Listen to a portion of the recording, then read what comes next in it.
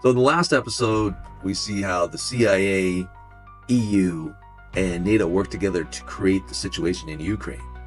I've actually found just an incredible video in Ukrainian that I hope I can get to, as Ukrainian government officials wanting to prosecute Biden because of US and NATO coup of their country.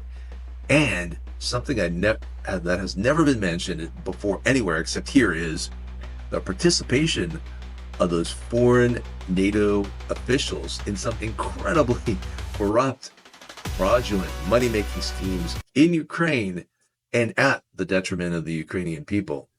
So for those of you that don't believe in the CIA coup of Ukraine, instigate war in Russia, here is this little video here. Let's listen. And it's called rebellion in Ukraine, which we're not told that we are financing those riots. The newspapers never told us, our government never told us. USAID, which is a CIA front, put $5 billion into funding those riots. Those riots lead to a coup d'etat against the first democratically elected government of the Ukraine.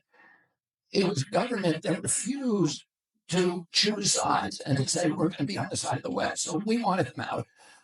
A month before that government is overthrown, Victoria Nuland, who's the part of the centerpiece of the neocon ideology and who is now a high-level official in the State Department, has a secret call with the U.S. ambassador, which is tape recorded and is now public, which anybody can go and look up, where she is picking the new cabinet for Ukraine, which is which is a U.S. Western cabinet. So they're picking the new government a month before the old government is overthrown. Is that how democracy? Is that democracy? Victoria Nuland picks her government. Well, that's the point. Is USAID doesn't really do, and the CIA don't do democracy. The CIA has overthrown, I think, 83 governments between 1947 and 1997. That's a third of the governments on Earth, and most of them were democracies. Oh, it doesn't do democracy. Also, in previous episodes, I exposed the grim reality of Ukrainian KIA deaths and forced conscription, emphasizing that Burisma is just a sideshow compared to the devastating loss of Ukrainian lives. But let's connect the dots. The chaos in Ukraine didn't happen by chance. It set the stage for the Biden family to profit from corruption, aided by a CIA takeover, the installation of a puppet government, a flood of weapons into Ukraine, and billions of U.S. tax dollars flowing into this engineered crisis.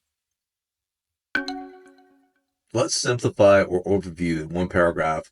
We have Burisma, an energy company run by CEO Slavchevsky, and this company had investigations open for money laundering and a bunch of other corruption charges, some which involved gouging average Ukraine citizens. Let's break it down. So at the center of the story is Burisma, an energy company led by CEO Mykola Zlochevsky. This company wasn't just any business. It was under the investigation for money laundering and a laundry list of other criminal corruption charges, some of which directly exploited everyday Ukrainian citizens. The Western media kept parroting over and over, no evidence, no evidence, no evidence here, nothing to see here. So here it is, the video filmed in Ukraine by former Ukrainian officials. These ones are actual, factual, legit, real ones that are Ukraine patriots. And they tell you the story of exactly what happened after the coup in 2014. The corruption bonanza. Ukraine wanted to prosecute Joe Biden if they could. So I'm going to play some tapes here. So Ukraine wants to prosecute Joe Biden for corruption, miscellaneous crimes, and obstruction of justice. All right, so this is billions of money. Here it says facts, material evidence, and now the testimony of witnesses to return billions of money to Ukrainian citizens. This is what they refer right here. Demo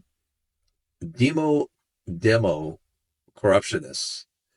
Anytime, so first of all, independence and sovereignty of Ukraine are at stake, like they said, and they have documents, recordings, and witnesses proving these facts. of stealing of billions of Ukrainian citizens' money. And prosecutors in Ukraine have a sense of humor. They call it Democrats, demo corruptionists, which is a saying, it's like some next level name calling. So whenever you see this word, they mean Democrat. I don't even know how this Democrats. So because it was they who set this whole thing up, and the CIA, the coup, the corruption afterwards, the provoking of Russia, and ultimately the war. But really, what is it? CIA runs the Democrats, or the Democrats run the CIA? So this is pretty much. Боятся. И поэтому каждое слово, которое... So with each new fact, here it says a new entry, new posting of accounts. We are convinced that external governance and international corruption are Siamese twins. All right. So buckle up, because every time a new fact pops up, it's like peeling back the layers of a very messy, very corrupt onion. External governance and international corruption. Yeah, they're basically the Siamese twins of bad behavior. It's like a Hollywood blockbuster with corrupt government officials, lots of Americans, oligarchs, and schemers.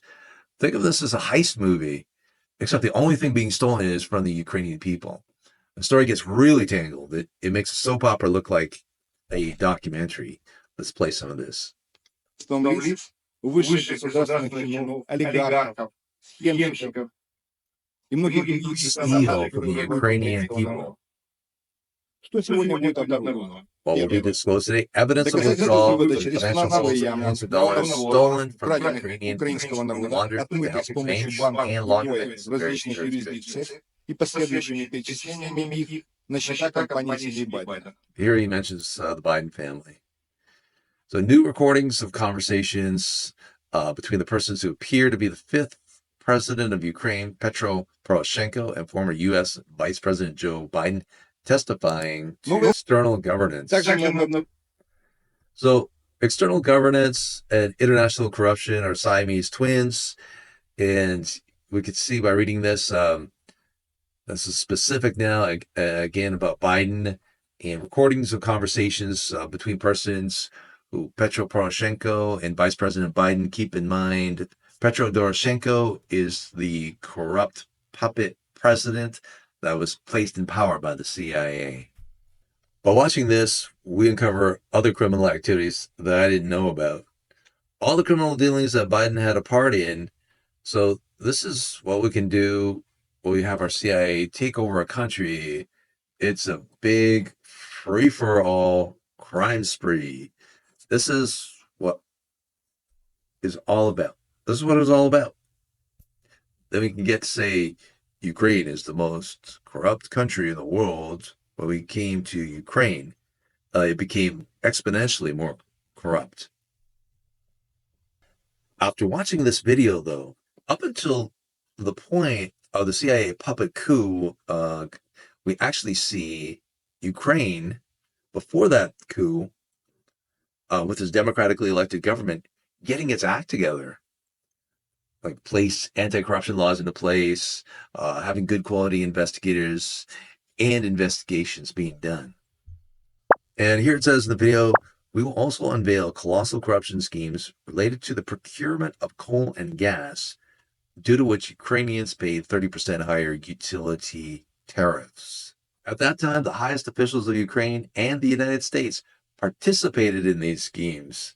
Wow. Wow. We will also make public the facts of embezzlement of hundreds of thousands of dollars of technical assistance provided to Ukraine by the United States, as well as evidence of deliberate sabotage of the Prosecutor General's Office of Ukraine. So yeah, they sabotaged the Prosecutor General's Office of Ukraine, and specifically Biden did in his famous video that he came out when he actually admitted these facts.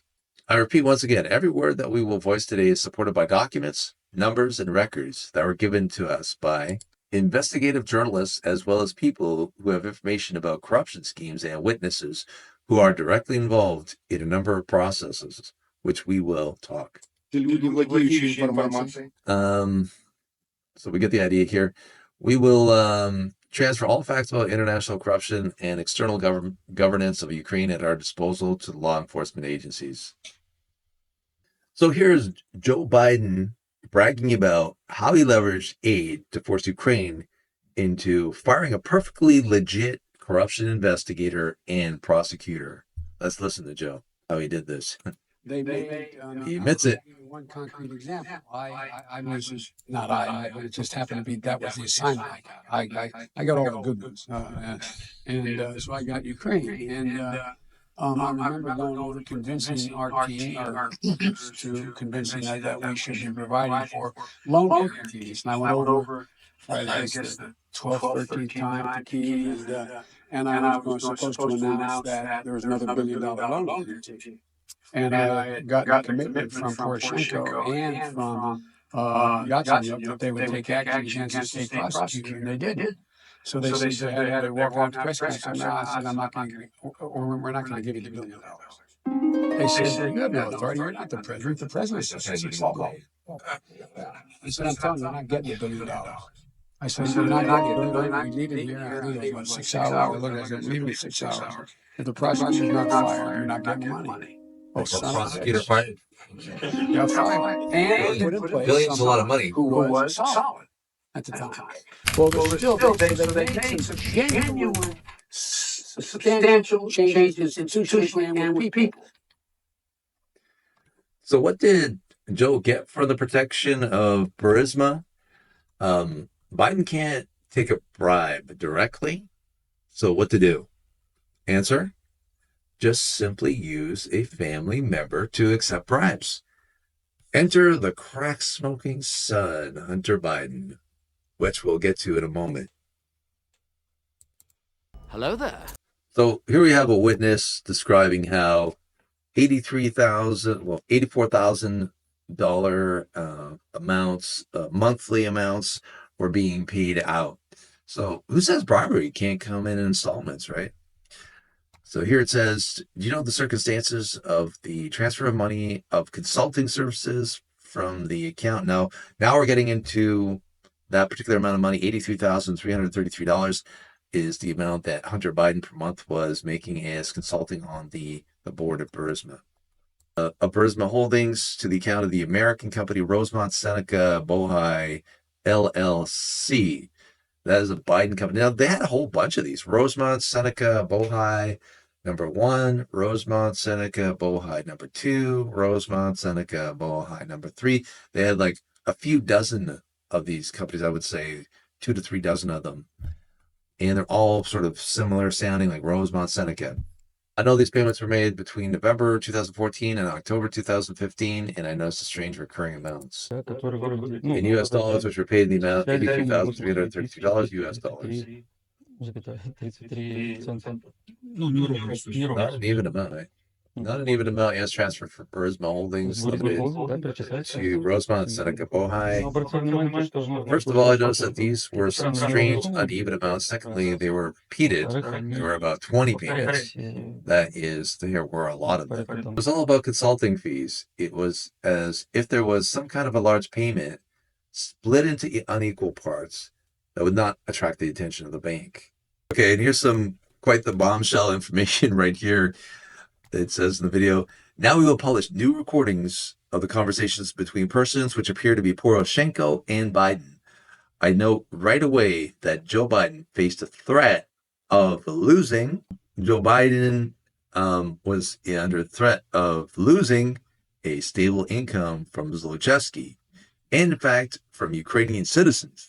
The Prosecutor General's office, headed by Viktor Shokin, initiated criminal proceedings against Burisma. Viktor Shokin is a legit, factual anti-corruption investigator or prosecutor, and he was the guy that got fired under duress of not receiving the $1 billion loan guarantees. Once again, for the sake of his own profit, Biden disposed of someone else's $1 billion, which Poroshenko gladly accepted and used. Though the Bogdan Corporation and Kuznia on Rybolovsky plant, and in return he fired Shokin. The second threat to Biden came after the U.S. presidential election. Second threat, the departure as vice president. They regularly had calls with Poroshenko after presidential elections in 2016. So this story takes an ugly turn because the CIA, various other departments, start to protect corruption schemes. So they create Ukraine agencies who publicly created they announce as fighting corruption, but they're actually committing corruption, committing acts of corruption and protecting the corruption schemes as well. So here it says, we would not care if it did not concern the creation and protection of corruption schemes instead of fighting corruption. A real fight against, here it says, another recording worthy of your attention is discussion between Poroshenko and Biden and the newly elected U.S. President Donald Trump. This man, as a Ukrainian patriot, imagine how frustrated this poor man must be. It says, the triumph of inadequacy. Just think about it. The whole world is talking about Poroshenko's corruption. 73% of the country voted against Poroshenko's corruption. Ultimately, the poor Ukrainian people and the American taxpayers are being taken advantage of.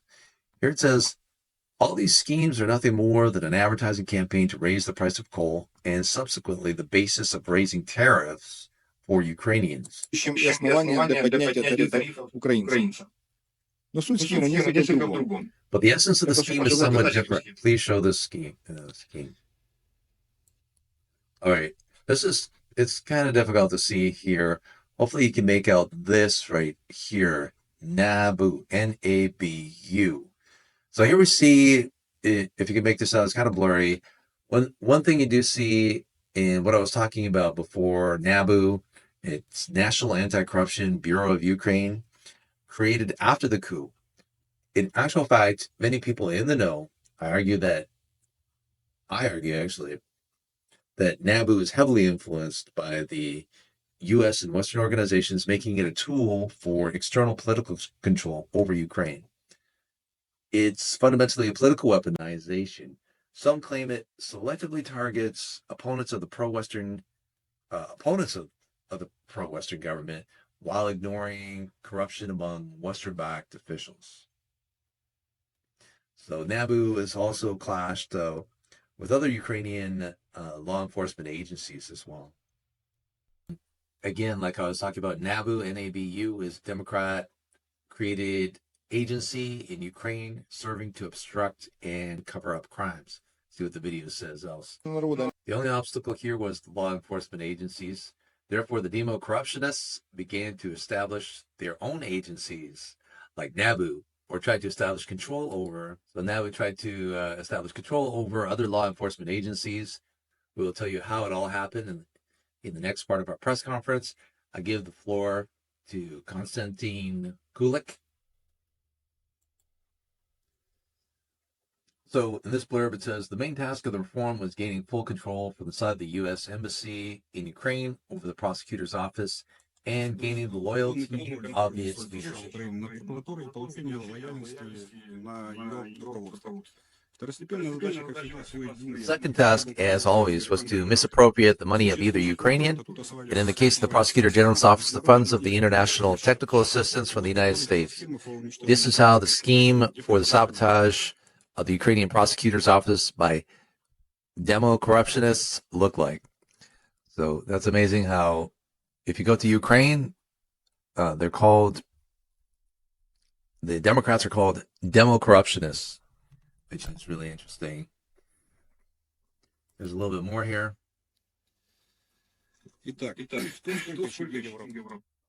Who, how much, and whose money was stolen? Ostensibly, this was an aptitude test. Logically, suppose you have decided to test working and experienced prosecutors. In that case, such a test should have been entrusted only to an authoritative certified scientist. And it might even talk, the video talks about it somewhere in here, but the aptitude test, they would give corrupt prosecutors, if they wanted to come into the organization, they gave them a super easy test, and the ones who they knew were honest, actual factual prosecutors, and of good reputation, they gave a super difficult test too. It's funny shenanigans like that. So here it says the reform of the prosecutor's general's office was carried out by a company that today sells bananas at a bazaar in the Kiev region. Okay. Before the 2014 coup, before that time, Ukraine's democratically elected government had cleaned up corruption. Then came the CIA-backed coup, bringing in Western-controlled regime that fueled corruption, destroyed evidence, and led to war. So they were fine up until that point. Yeah, they were cleaning up their act.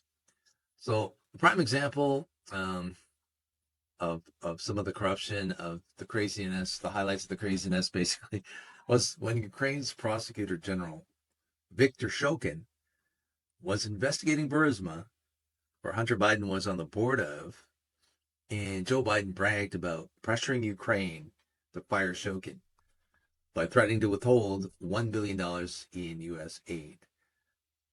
What many call an actual quid pro quo. But Trump in his 2016 presidential run there, tried investigating this corruption, but was impeached instead, ironically for exposing real corruption. So I can't make this up. So meanwhile, anti-corruption agencies in Ukraine were used to protect allies and silence opponents, while oligarchs and foreign investors profited at the people's expense. So a lot of this is covered in the Comer Commission here in America. He uncovered his congressional Comer Oversight Committee, and he uncovered mountains of evidence linking U.S. policies to Ukrainian corruption. So one of the strongest pieces of evidence about the CIA in 2014, the coup, is everybody knows it, but anyway, this is Victoria Nuland's leaked calls confirm the new Ukrainian government was hand-picked before the elected one was even ousted. But mention this online and posts mysteriously disappear. It's all out there in the open for those willing to look at the facts. You can check it out for yourself. I'll have a couple of links below. The House Oversight Committee, they got a great timeline. Biden's Burisma scandal, and I'll have this link to this video that's from Ukraine. I know the Ukrainians want to get them there too. So a really bad person, ultimately responsible for the deaths of millions of Ukrainians in fighting the Russian-Ukraine war right now at this particular point, in a horrible death for corruption dollars scheme. Yeah. And that's what I have. It's important, even though he's out of office, it's important for you to know this. He didn't do it by himself. Remember, a lot of this is intelligence agency work, dirty deeds from CIA, MI6. Also, this is part of Europe, and we can see now that Europe wants to, I don't know what the idea is, to continue escalating war with Russia. So that's why this video is pretty important and is getting out to you. Hopefully soon. You check it out in the comments. Thank you so much. Let's play some Battlezone.